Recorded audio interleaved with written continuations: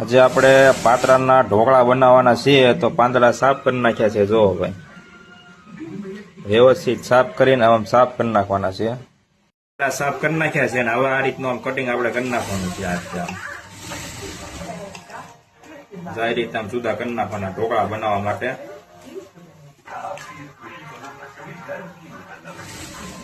કરી દે આમ આ પાંદડા આમ પાથરી નાખ્યા છે. આમ ગોળ કરી હવે એનું ઝીણું ઝીણું કટિંગ આપણે આ રીતે આમ કરી નાખવાનું છે.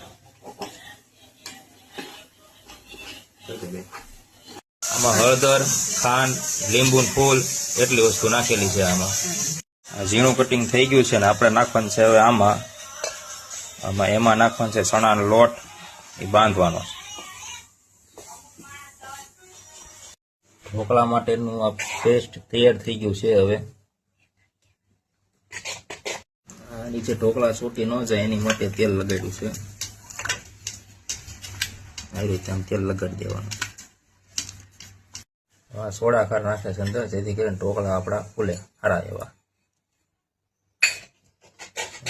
મિક્સ કરી નાખવાનું. આવી રીતે આમ પાથરી દેવાનું ડીશમાં આપણે.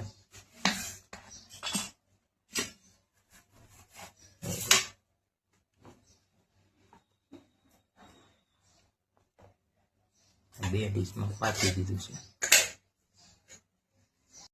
તો આવી રીતે આમ ગોઠવી દેવાનું છે ડીશું ઉપરા ઉપરી. જો